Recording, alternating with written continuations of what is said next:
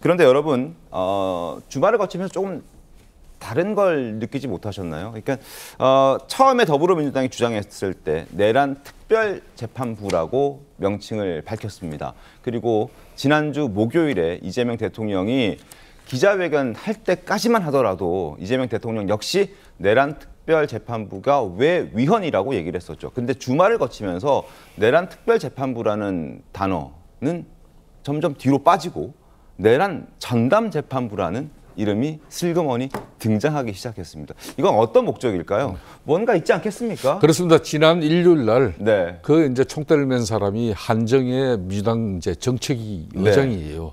휴일임에도 불구하고 본인이 기자회견을 했어요. 네. 그래가지고 이제 쉽게 말하면 내란 특별재판부에 대한 이야기는 걷어들이고 내란 전담재판부를 서울중앙지법에 네. 한 개의 부로 이렇게 이제 내란 전담 재판부로 설치하면 된다. 이게 가사 뭐 민사법원하고 비슷한 성격이다. 뭐 네, 이런 네. 여러 가지 뭐 의견까지 부수적으로 자기네들이 해석까지 하면서 한 건데 이 부분은 왜 그랬느냐. 네. 근본적으로 내란 특별재판부 같은 경우는 바로 위헌 시비에 걸리는 거죠. 위헌 결정이 날 수밖에 없는 상황이 되고 만일 위헌 결정이 헌재에서 나버리면은 네. 지금까지 특검에서 이렇게 많은 뭐 500조 가까이 돈을 들여가지고 이 수사하고 이런 뭐 기소하고 이런 네. 재판까지 이게 일사불란하게 가야 될 이 내용에 엄청난 차질이 빚게 되는 겁니다. 네. 그래서 쉽게 말하면 위헌 시비를 자신들이 걷어들인 거예요. 그 대신 그럼 자신들도 법원 이게 리더들이 위헌이 될 가능성이 있다는 걸 인정한 거군요. 그렇습니다. 그렇기 때문에 왜 조희대 대법원장 사퇴를 지금 압박하는가 하면요. 네. 법원 니네들이 사법부 니네들이 자진해서 잘해라. 서울중앙지법부에 직접 선출 권력인 우리 국회에서 네. 거대 입법 권력인 집권당 민주당에서 네. 이런 이야기 의견을 냈으니까 서울중앙지법에다 내란 전담 재판부를 설치를 해라. 그렇지 않으면은 쉽게 말하면 내란 전담 재판부 설치를 위한 쉽게 말하면 특별법을 제출하겠다 이런 거예요. 왜 위헌 시비를 겁는가 하면요. 뭐 지금 이제 반민특위 1948년대 친일 뭐 청사를 위한 그때 반민특위가 구성되어 반민 이 특위 재판부가 네. 만들어진대. 이거는 그때 헌법에 특별 규정에 들어가 있어요.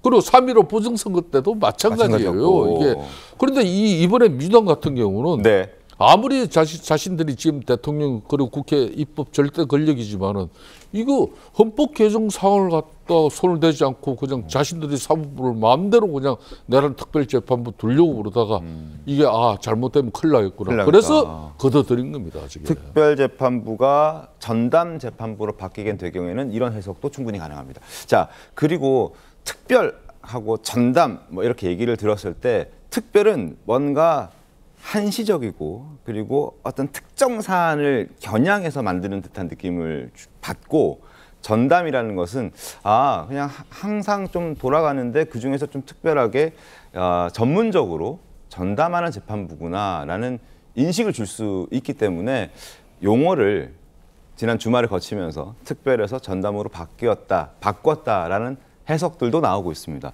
실제 그렇습니까? 성시현 부장님, 민주당이 왜 갑자기 바꾼 건가요? 글쎄요, 뭐 법률적 검토나 이런 거에 의해서 그런 건지는 전 정확히는 모르겠습니다만 일단 전담재판부를 만드는 거에 있어서는 저는 그렇게 큰 문제는 없어 보입니다. 왜냐면 그래서 저희 한정혜 정책위 의장께서 그 전담재판부를 만드는 거에 법률적 문제는 없다고 설명을 굳이 아까 말씀하신 것처럼 그 주말에 기자회견을 했던 이유는 그때 뭐 가정법원, 노동법원 사례도 말씀하셨습니다만 그 말씀하신 것 이외에도 예를 들면 2023년에 행정법원에서는 학교폭력 문제가 너무 많아지니까 학교폭력 전담재판부를 만든 적이 있고요. 올해 4월쯤에도 대법원에서는 전세 사기 문제가 또 너무 많아지니까 전세 사기 전담 재판부를 만들었던 적이 있습니다. 이런 재판부, 전담 재판부를 만드는 이유는 신속성을 위해서입니다. 피해자들이 피해를 최소화하기 위해서 전담 재판부를 통해 빠르게 판결을 내려주도록 하자라는 건데 전 내란은 또 마찬가지라고 보거든요. 사실 특별 재판부든 전담 재판부든 이런 얘기가 나왔을 때 지기현 부장판사가 너무 재판을 끄는 것 아니냐라는 비판이 좀 있었거든요. 근데 이런 얘기가 나오니까 지기현 부장판사가 바로 입장을 표명했죠. 올해 안에 1심 내겠다.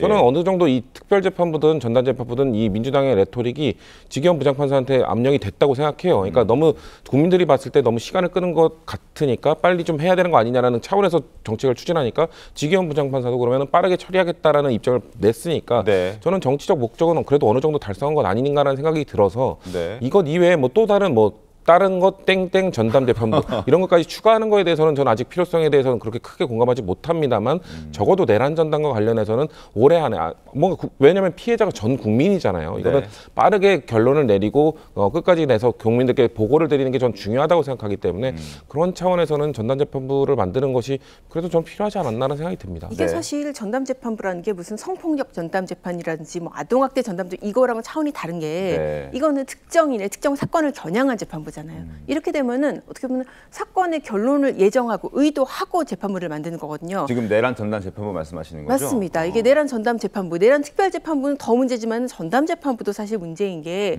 이게 어떻게 보면 특정 사건을 겨냥해서 재판부를 만드는 것이고 이거를 정치권에서 얘기하는 것 자체가 사법권의 일부로 포함되는 게 재판부 구성 권한 그리고 판사 배당 권한입니다. 근데 그 부분에 대해서 정면으로 지금 치고 들어가는 네. 거잖아요. 그리고 이제 재판의 속도 같은 경우에도 내란 전담 재판부를 만들게 되면 더 늦어집니다. 왜냐하면 재판부 새로 만들면 재판부 갱신 절차를 거쳐야 되거든요. 그러니까 증거나 자료들 다 다시 맞습니다. 봐야 되는 거죠? 그렇습니다. 다시 봐야 됩니다. 그리고 요새는 뭐 규칙이 바뀌어서 조금 완화됐다고는 하지만은 과거에는 갱신 절차만 몇 달이 걸렸어요. 계속해서 법정에서 영상 재생하고 이렇게 하다 보면은 가장 재판이 늦어지는 방법이 전담 재판부, 특별 재판부고 지금 지기현 부장판사 같은 경우에는 일주일에 4번씩 재판을 하고 있거든요. 네. 굉장히 나름대로 지금 증인신문이나 이런 거 속도를 내서 하고 있기 때문에 네. 가장 재판을 빨리 하는 방법은 지금 재판부에서 마치는 거예요. 지기현 판사가 다른 사건도 맡고 있나요? 아니면은 이 내란 사건만 맡고 있는 건가요? 거의 사실 그 사건만 집중을 하고 있기 때문에 사실상은 전담 재판부처럼 왜냐하면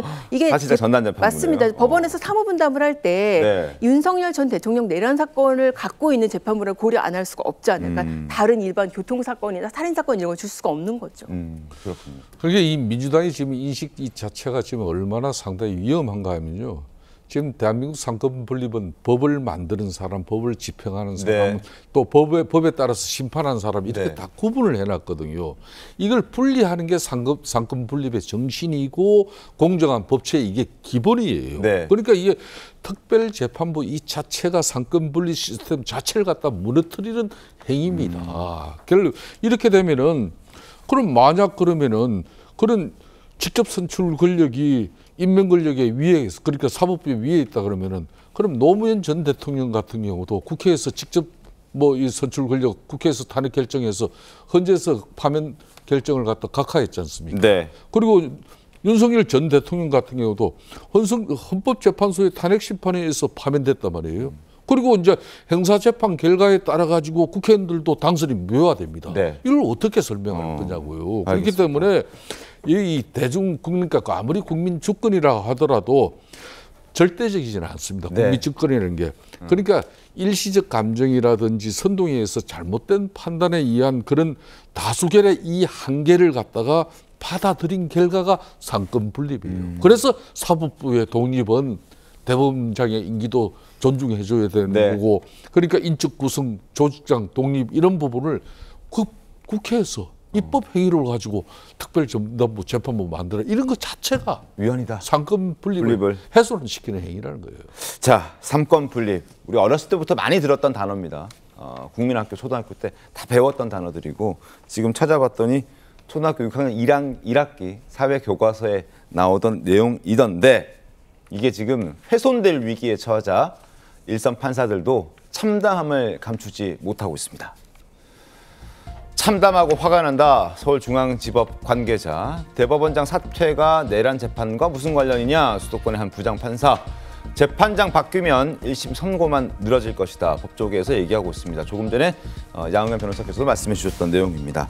자, 그리고 또 하나. 지금 내란 특별재판부, 내란 전담재판부.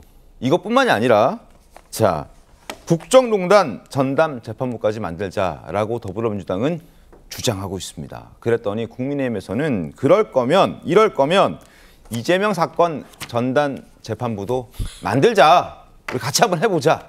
이런 얘기가 나왔습니다. 목소리 이어서 들어보시죠. 내란 전담 재판부의 설치가 헌법 위반이 아니다라는 말씀은 충분히 드렸습니다. 국정농단 전담 재판부의 설치도 시급하다. 라고 생각을 합니다. 앞으로 저희 특위에서는 국정농단 전담재판부 설치에 대해서 그 필요성과 법률적인 근거 그리고 또 당내의 의견을 모아서 적극 추진하겠다. 특별재판부를 설치하겠다는 이런 발상은 북한이나 중국이 아니면 가능하지 아니한 발상입니다. 지금 현재 중단되어 있는 이재명 대통령의 5개 사건 모두 묶어서 이재명 사건 전담 재판부 구성을 통해 재판을 제기하여 위헌이 아니라는 것을 보여주십시오. 국정농단 전담 재판부, 이재명 사건 전담 재판부. 뭐 사건마다 전담 재판부 만들면 성추현 부위원장님, 네. 지금 법원 뭐 다 없어져도 되는 거 아닙니까? 글쎄요, 일단 그 법원의 사법부의 조직 네. 이거에 대해서는 일단 헌법 102조 3항에는 법률로 정한다고 되어 있거든요. 네. 그러니까 대법원과 각급 법원의 조직에 대해서는 뭐 어디 재판부를 설치하고 이런 부분에 대해서 법률로 정한다는 건 법률을 누가 정합니까? 입법부가 정하도록 되어 있잖아요. 그러니까 네. 그래서 한정희 정책이 이제 그 얘기했던 거거든요. 사법부가 정말 필요성에 의해서 먼저 얘기를 하는 경우가 많거든요. 제가 아까 말씀드린 뭐 가정법원, 노동법원, 뭐 전담재판부 이런 것들 다 사법부가 먼저 제안을 했던 거기 때문에 그런 것들 제안하면 이 입법부에서 통과를 시켜주는 겁니다. 조직을 바꿔가지고 법을 바꿔서 개정해서. 근데 이번에는 뭔가 이 내란과 관련돼서는 그 얘기를 사법부가 자발적으로 했으면 좋았을 텐데라고 한정희 정책이 이제 말씀하신 게 그게 안 될 경우는 입법부가 충분히 이걸 제안할 수 있다라는 그 취지를 말씀하신 거예요. 그래서 근데 제안인가요? 예, 그럼에도 불구하고 땡땡땡땡 계속 만들어가는 거는 말씀하신 것처럼 전체적인 사법 조직을 그러면은 다 바꿔야 되는 것 아니냐는 비판이 나올 수도 있기 때문에 네. 전 그 부분에 대해서는 또 진지하게 논의를 해야 되는데 일단은 저거에서는 의견이 나온 거니까 전 당내에서도 또 입법부 차원에서도 저거 정말 땡땡땡땡 다 만들 것인가에 대한 논의는 법률로 정하는 것이니 입법부에서 논의를 해야 되는 사안이 아닌가 그렇게 말씀드리겠습니다. 알겠습니다.